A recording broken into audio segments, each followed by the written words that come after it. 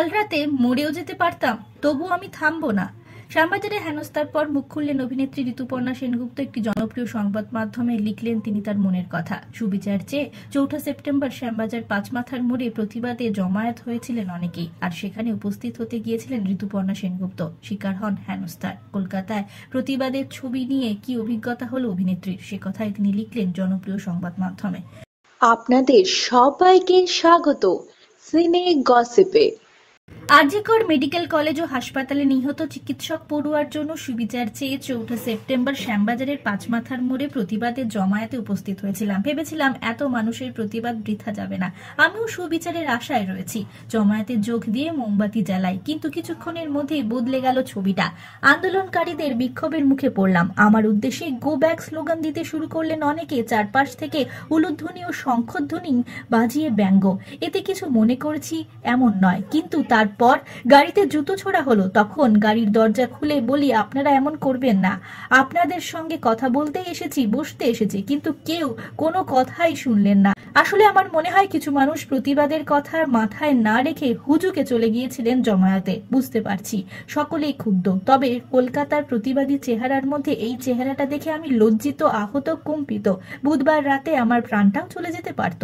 আমি একজন অরাজনৈতিক নিরপেক্ষ মানুষ হিসেবে, একজন মহিলা হিসেবে অন্য মহিলার পাশে দাঁড়াতে এসেছিলাম। কিন্তু বিরাট সংখ্যক মত্তত এই ঘটনা ঘটালো। আচমকাই একটা জনস্রোত ধাক্কা দিতে শুরু করলো। এত চিৎকার হচ্ছিল যে কারোর কোনো কথা শুনতে পাচ্ছিলাম না। আমি তো কাল কোনো তারকা হিসেবে নয়, মানুষ হিসেবে গিয়েছিলাম। যেখানে ঘটনা ঘটলো সেখানে নিহত চিকিৎসকের বাবা মাও এসেছিলেন।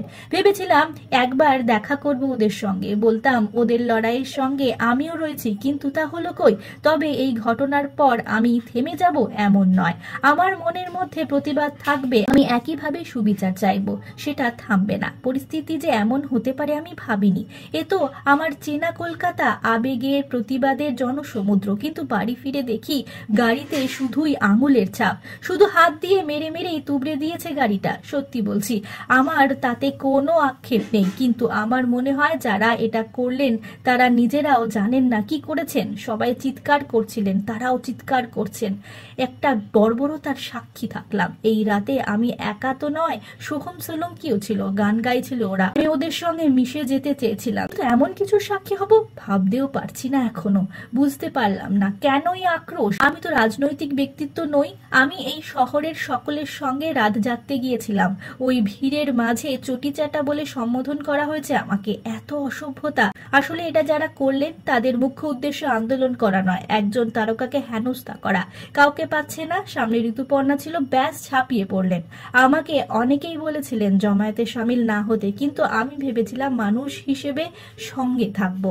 এমন নিকৃষ্ট ঘটনা ঘটলো, এখনো ঘোর কাটছে না। আমি প্রশ্ন করতে চাই, আমার সমবেদনা জানানো কি অন্যায়? একটি মেয়ের হয়ে তারা আন্দোলন করছেন, আর অন্য একজন মহিলাকেই হেনস্থার শিকার হতে হলো। আসলে হয়তো এই মানসিকতাই আমাদের বর্বরতার দিকে ঠেলে নিয়ে যাচ্ছে। আমরা হলাম সিনে গসিপ। জুড়ে থাকুন আমাদের সঙ্গে, সাবস্ক্রাইব করুন আমাদের এই ইউটিউব চ্যানেলটি।